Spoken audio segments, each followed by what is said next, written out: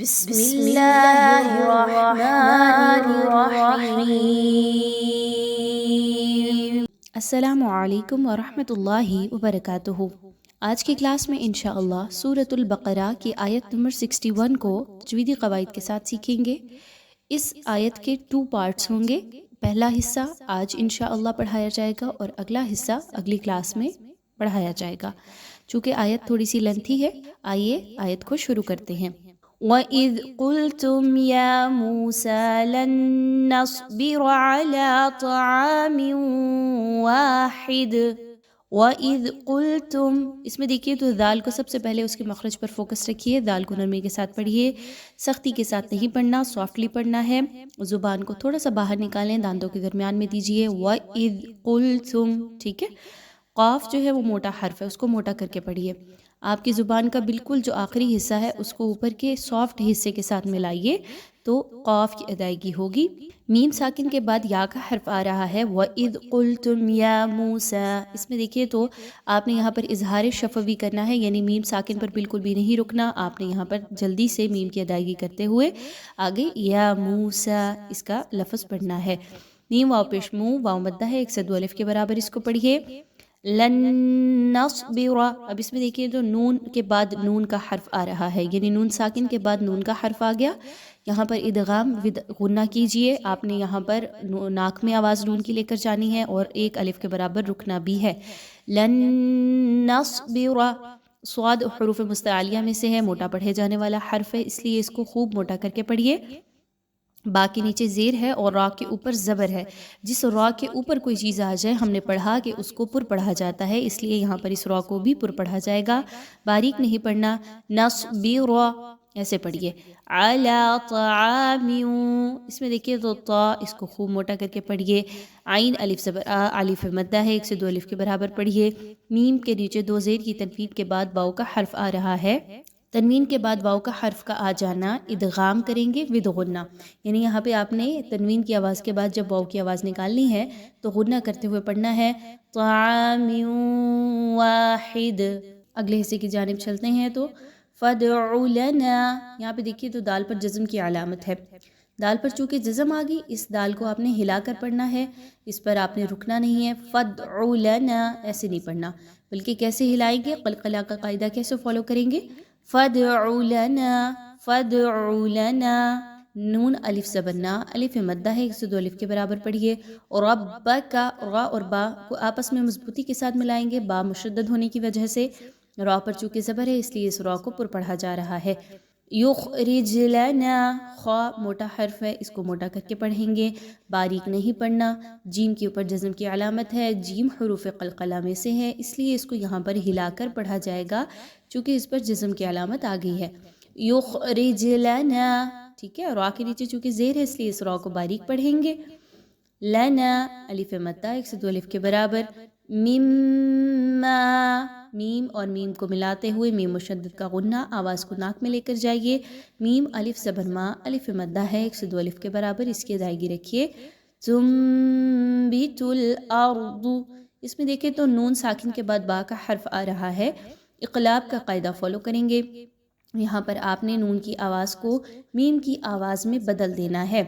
تنبت الارض، را پر جزم کی علامت ہے، اس لیے اس را کو دیکھیں گے کہ اس سے پچھلے حرف پر کیا ہے، تو اس سے پچھلا حرف حمزہ ہے اور اس پر زبر ہے، تو اس را کو پر پڑھا جائے گا۔ ضاد حروف مستعلیہ میں سے آلریڈی موٹا پڑھے جانے والا حرف ہے، خوب موٹا کر کے پڑھیے۔ من بقلھا، نون ساکن کے بعد با کا حرف آ گیا، اگین یہاں پر بھی اقلاب کا قاعدہ فالو کیجئے، یعنی آپ نے یہاں پر نون کی آواز کو میم کی آواز میں بدل دینا ہے۔ من بقلھا، دیکھیے تو قاف یہاں پر ہلا کر پڑھی جا رہی ہے، قاف حروف قلقلہ میں سے ہے، قاف پر جزم کی علامت آ گئی، قاف کو ہلا کر پڑھا جائے گا۔ من بقلھا ایسے نہیں پڑھنا بلکہ ہلا کر، من بقلھا، ہا الف زبر ہا، الف مدہ ہے، وقثائھا، اس میں دیکھیے تو قاف اور سا کو آپ نے مضبوطی کے ساتھ ملانا ہے، یاد رکھیے ملاتے ہوئے سا میں سیٹی کی آواز نہ آئے، نرمی کے ساتھ سا کی ادائیگی رکھتی ہیں۔ وقثائھا، مد ہے، مد کو کھینچ کے پڑھا جاتا ہے ہمیشہ۔ قاف کو موٹا پڑھیں گے، سا کو باریک اور مد کی ادائیگی کو اچھے سے لمبا کر کے پڑھیں گے۔ وفومہا، فا واو پیش فو، واو مدہ ہے، 1 سے 2 الف کے برابر پڑھیے۔ ہا الف زبر ہا، الف مدہ ہے۔ وعدسیہا، اب اس میں واو عین اور دال تینوں کی حرکات کو ایک جیسا رکھنا ہے، یہاں تک کہ سین کی حرکت کو بھی ان کی طرح ہی لیول میں رکھنا ہے، کسی ایک کو بڑھا کے یا کم کر کے نہیں پڑھنا۔ وعدسیہا وبصلیہا، صاد کیونکہ موٹا حرف ہے اس لیے اس کو خوب موٹا کر کے پڑھا جائے گا، اور چونکہ آخر میں وقف کی علامت موجود ہے، وقف مطلق ہے، تو آپ نے یہاں پر اگر وقف کرنا ہے تو ہا الف زبر ہا، الف مدہ ہے، ایز اٹ از اس کو رہنے دیں گے، اس میں کوئی تبدیلی نہیں آئے گی۔ قال اتستبدلون، یہاں پہ دیکھیں تو قاف جو ہے وہ موٹا حرف ہے، اس کو موٹا کر کے پڑھیے۔ قاف الف زبر قا، الف مدہ ہے، 1 سے 2 الف کے برابر پڑھیے۔ اتستبدلون الذی، با پر چونکہ جزم کی علامت ہے اس لیے یہاں پر آپ اس کو ہلا کر پڑھیں گے اور سین میں سیٹی کی آواز کو لائیں گے۔ اتستبدلون الذی، لام واو پیش لو، واو مدہ ہے، 1 سے 2 الف کے برابر پڑھیے۔ دال زیر یا دی یا مدہ ہے، دال کو نرمی کے ساتھ پڑھیں، سیٹی کی آواز کے ساتھ نہیں پڑھنا، سافٹلی پڑھنا ہے۔ ہوا ادنا بالذی، ادنا، دال پر جزم کی علامت ہے، دال کو ہلا کر پڑھیں گے۔ بالذی، زال زیر یا دی یا مدہ ہے، دال کو نرمی کے ساتھ پڑھیے۔ بالذی، ایسے نہیں پڑھنا بلکہ آپ نے نرمی کے ساتھ دال کو پڑھنا ہے، زبان کو تھوڑا سا باہر نکال کے اور سافٹلی۔ بالذی ہوا خیر، یہاں پر وقف کی علامت موجود ہے، وقف کیا جا سکتا ہے، خوا اور را دونوں کو پر پڑھا جائے گا، چونکہ دونوں پر خوا جو ہے وہ حروف مستعلیہ میں سے ہے اور را کے اوپر چونکہ کوئی حرکت آ گئی تو اس لیے اس کو جزم کی صورت میں بھی پر پڑھا جائے گا۔ خیر، آگے دیکھیے تو اہبطوا مصرا فإن لكم ما سألتم، اس میں دیکھیں تو سب سے پہلے تو قا پہ فوکس رکھیے اور پھر صاد اینڈ دین را، تینوں موٹے حروف ہیں، تینوں کو خوب موٹا کر کے پڑھا جائے گا۔ اہبطوا، اب اس میں اہبطوا نہیں کہنا، بے نہیں کہنا بلکہ بازر بی، اہبطوا۔ نیکسٹ آگے صاد کو موٹا کریں، را پر 2 زبر کی تنوین ہے، را کو بھی پر پڑھیں۔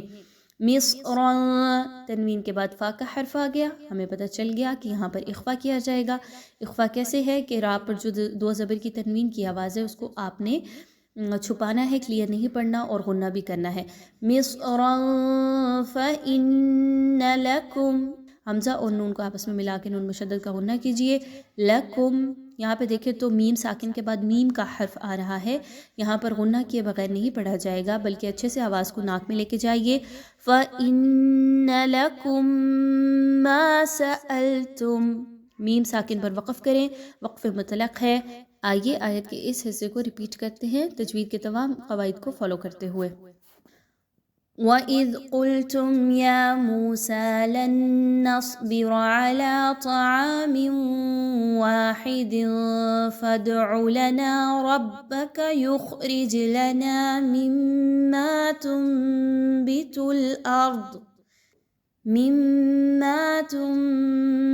الْأَرْضُ مِن بَقْلِهَا وَقِثَّائِهَا